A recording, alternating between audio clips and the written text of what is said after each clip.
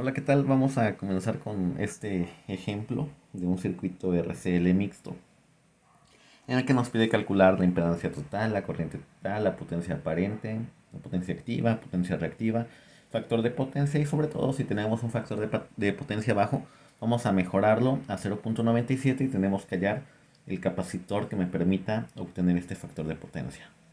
Pues bueno, ese es todo el circuito. Si se dan cuenta, yo lo fui marcando por colores porque es una forma en la que, bueno, puedo simplificar o les puedo explicar una forma fácil de simplificar. Por ejemplo, aquí estos tres elementos se encuentran en paralelo. Si los simplifico, me quedarían, bueno, haciendo paralelo de esos tres, me obtendría yo algo que sería ZD, una impedancia.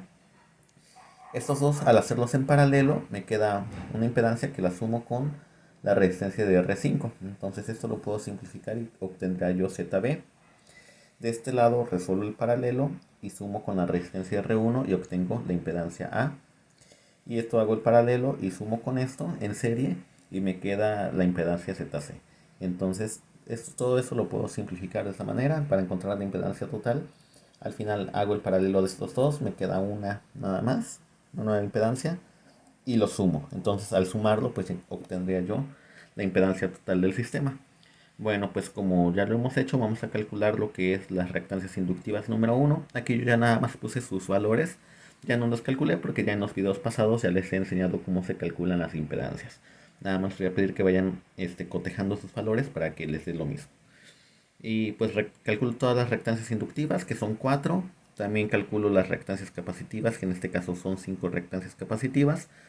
Y una vez que ya tengo todas las reactancias, voy a proceder a calcular las impedancias. Entonces, ZD va a ser igual a resolver el paralelo de 1 entre 1 sobre R3 más 1 entre XL4 más 1 entre XC5.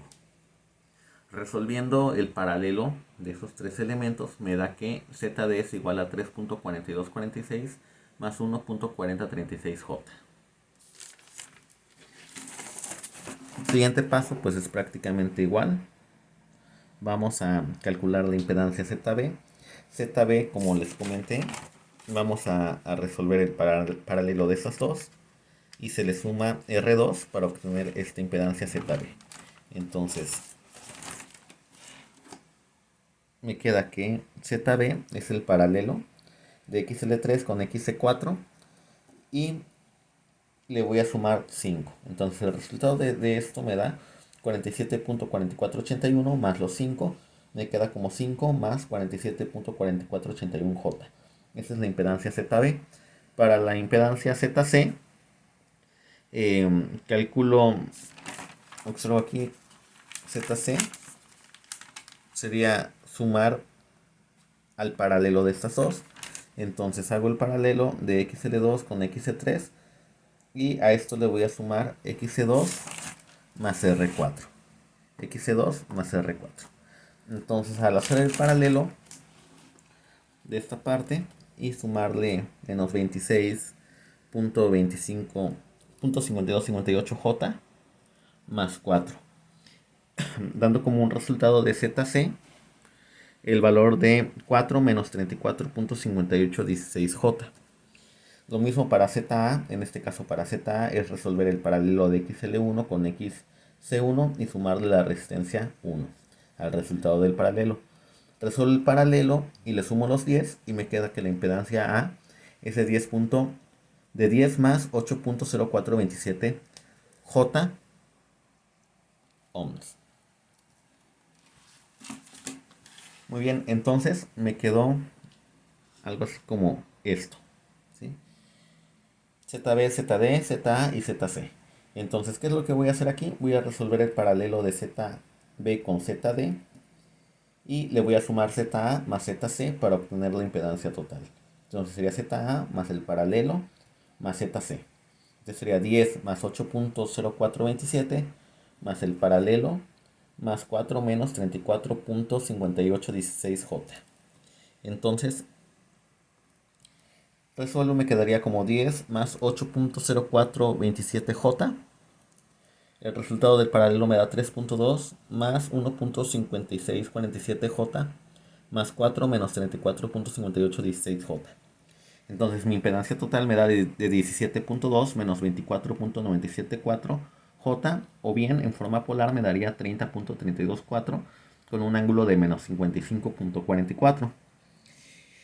Ahora, una vez que ya calculé la impedancia total, yo voy a calcular la corriente total, la cual es dividir el voltaje total entre la impedancia total, o sea, 120 ángulo de 0 entre 30.324 ángulo de menos 55.44, lo que me da una corriente de 2.2445 más 3.259 J, o en forma polar de 3.9572 con un ángulo de 55.44.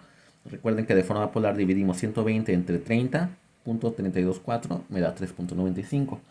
Y los ángulos en una división polar se restan 0, menos 55 y me da el ángulo positivo.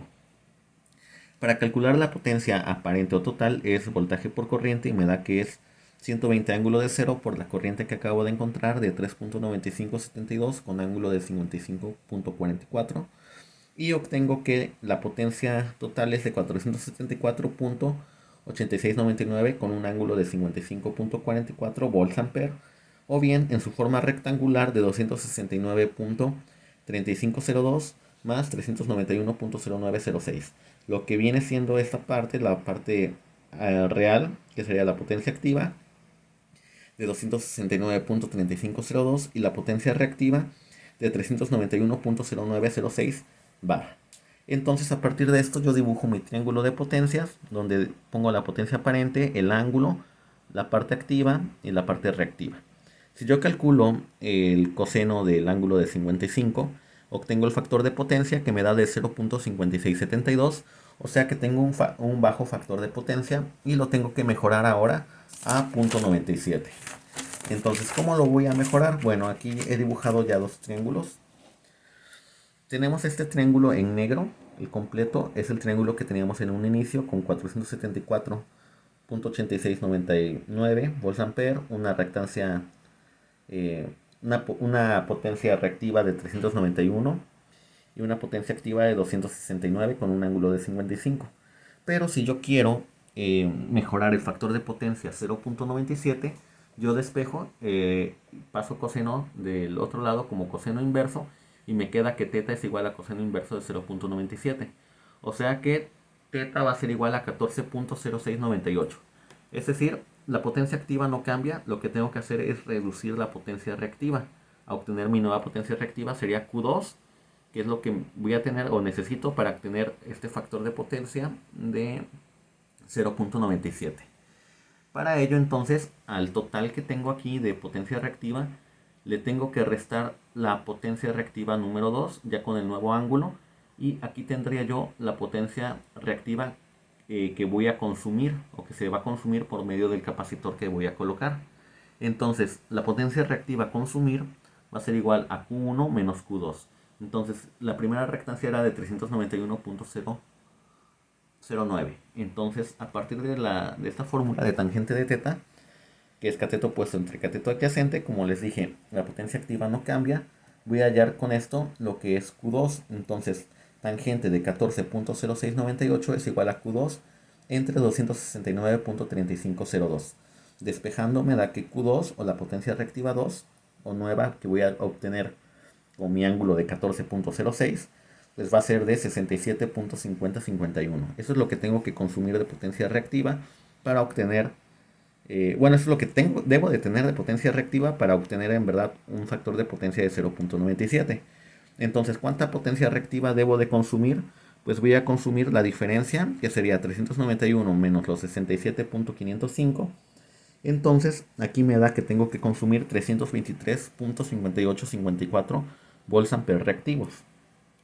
Por lo tanto, como esta es la carga que se debe consumir para llegar a mi carga 2, entonces voy a encontrar el valor del capacitor. El capacitor se calcula como la carga o la potencia reactiva consumida entre omega por el voltaje al cuadrado.